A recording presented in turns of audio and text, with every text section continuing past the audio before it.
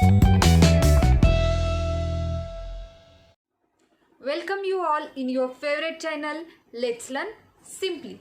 Today we are going to learn prepositions. What is mean by preposition and how to use the prepositions. So let's start with our topic.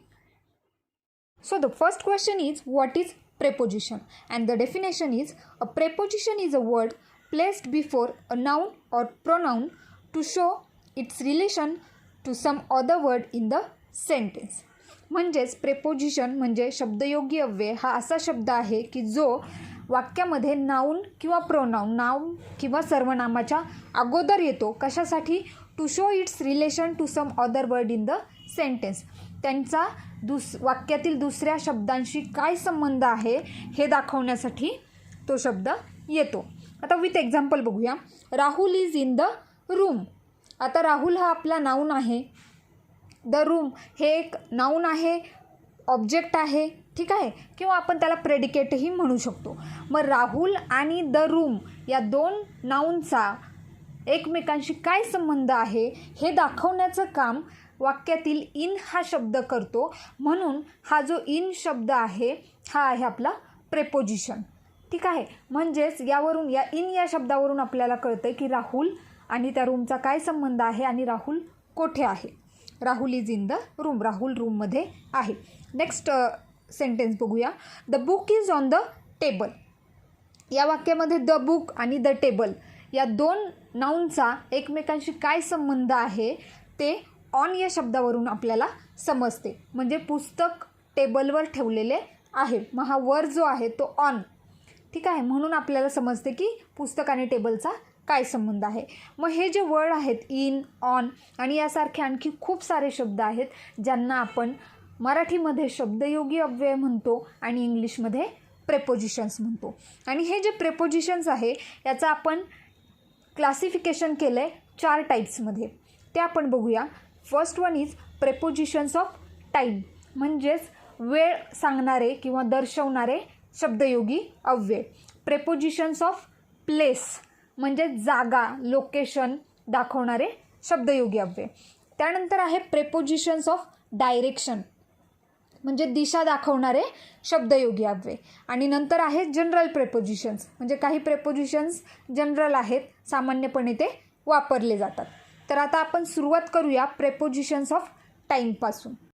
First type of preposition is prepositions of time.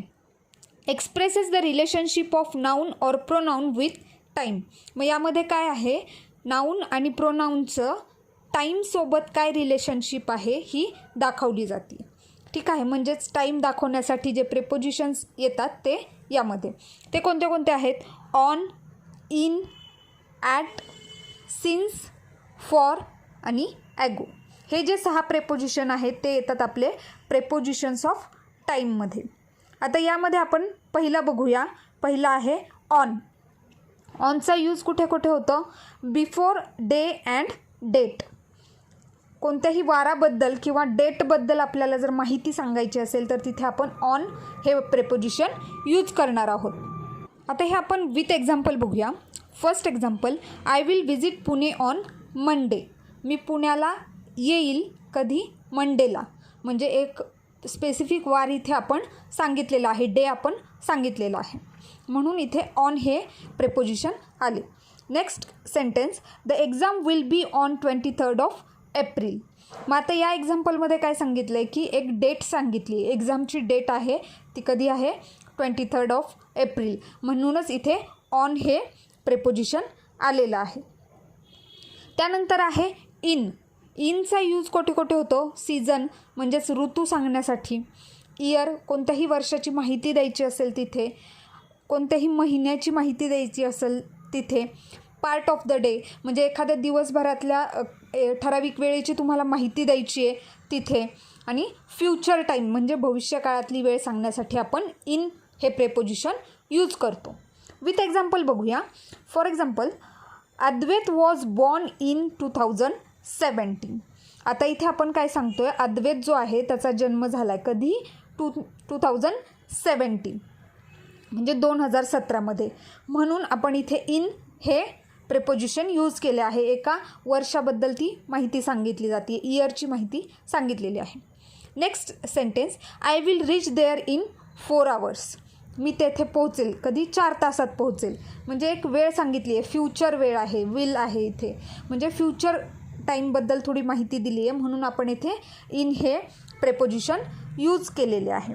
त्यानंतर आहे at. मग ॲटचा use कुठे होतो? Exact point of time सांगण्यासाठी. म्हणजे exact time आपल्याला सांगायचा आहे तेव्हा आपण ॲट हे प्रेपोजिशन यूज करणार आहोत. विथ एक्झाम्पल बघूया. We had reached home at 6 PM. आम्ही घरी पोहोचलो. कधी? 6 वाजता. म्हणजे एक्झॅक्ट 6ला ते घरी पोहोचले होते. आम्ही पोहोचलो होतो, म्हणून ॲट हे प्रेपोजिशन इथे आलेलं आहे. एक्झॅक्ट टाईम सांगितलेला आहे. Next sentence, I will leave for Mumbai at night. मी रात्री मुंबईला जाण्यासाठी निघेल. म्हणून स्पेसिफिक टाईम सांगितलं आहे, कधी जाणार आहे? रात्री निघणार आहे, म्हणून इथे ॲट हे प्रेपोजिशन आलेलं आहे. त्यानंतर आहे सिन्स. सिन्सचा यूज कुठे होतो बघूया. From certain period of time till now. म्हणजे वेळेच्या एका टोकापासून सुरू झालेली असेल ती गोष्ट आणि आत्तापर्यंत चालू असणार आहे. हे जेव्हा आपल्याला सांगायचं असेल तेव्हा आपण सिन्स हे प्रेपोजिशन यूज करतो. विथ एक्झाम्पल बघूया. Gauri has been studying since 10 o'clock. म्हणजे गौरी काय करते? अभ्यास करत आहे. कधीपासून? 10 वाजल्यापासून. मग आता मे बी 12 वाजले असतील किंवा 2 वाजले असतील. मग सकाळी 10 वाजल्यापासून सपोज ती बसली अभ्यासाला आणि अजूनही ती अभ्यास करत आहे. म्हणजेच वेळेच्या एका टोकाला ती क्रिया सुरू झालेली आहे आणि अद्यापही ती चालू आहे हे सांगायचं आहे या वाक्यामध्ये, म्हणून सिन्स हे प्रेपोजिशन यूज केलेले आहे. नेक्स्ट सेंटेन्स बघूया. He has been absent since Tuesday. तो ट्यूजडेपासून म्हणजेच मंगळवारपासून ॲबसेंट आहे. मग मे बी आज सॅटरडे असेल, मग 4-5 दिवस झाले तो ॲबसेंट आहे, म्हणजे मंगळवारपासून तो ॲबसेंट आहे. आजही तो ॲबसेंटच आहे आणि म्हणून इथे आपण सिन्स हे प्रेपोजिशन यूज केलेलं आहे. त्यानंतर आहे फॉर. फॉरचा यूज बघूया. Certain period of time. एक ठराविक वेळ सांगायची असेल तेव्हा आपण हे फॉर हे प्रेपोजिशन यूज करतो. विथ एक्झाम्पल बघूया. Seema has been appointed for 3 years. सीमाची अपॉइंटमेंट झाली आहे. किती वर्षासाठी? 3 वर्षांसाठी. म्हणजे पुढच्या 3 वर्ष ती इथे काम करणार आहे. ठीक आहे. म्हणजे एक ठराविक वेळ इथे सांगितलेली आहे 3 वर्षांची, म्हणून आपण फॉर हे प्रेपोजिशन यूज केले आहे. नेक्स्ट सेंटेन्स बघूया. He has been waiting there for 2 hours. तो तेथे वाट बघत थांबला होता. किती वेळ? 2 तास. म्हणून फॉर 2 hours एक ठराविक वेळ त्यांनी सांगितलेली आहे आणि म्हणूनच आपण इथे फॉर हे प्रेपोजिशन यूज केलेलं आहे. त्यानंतर आहे ॲगो. याचा यूज बघूया. Certain time in past. पास्टमधली म्हणजेच भूतकाळातली एक ठराविक वेळ जेव्हा सांगायची असेल तेव्हा आपण ॲगो हे प्रेपोजिशन यूज करतो. विथ एक्झाम्पल बघूया. 12 years ago I was living in Delhi. 12 वर्षापूर्वी मी दिल्लीला राहत होतो. मग 12 वर्षापूर्वी म्हणजे एक ठराविक वेळ सांगितली आहे, पण कधीची आहे ती? भूतकाळातली आहे, 12 वर्षापूर्वी. ठीक आहे. म्हणून इथे ॲगो हा शब्द म्हणजेच प्रेपोजिशन आलेला आहे. Next sentence. 3 years ago he was doing his graduation. 3 वर्षापूर्वी तो काय करत होता? त्याचं ग्रॅज्युएशन पूर्ण करत होता. म्हणजे इथेही एक स्पेसिफिक पास्टमधला टाईम सांगितलेला आहे. मग अशा प्रकारे हे प्रेपोजिशन्स ऑफ टाईम यूज केले जातात. Thank you for watching the video. In this video, we'll learn the prepositions of time. I hope you understand them well. If you have any doubt, you can ask me in comment box. In next video, we are going to learn about the prepositions of place. If you like the video, hit the like button. If you are new here, don't forget to subscribe the channel. Press the bell icon and get the notification of new video. Don't forget to share the video with students. Thank you.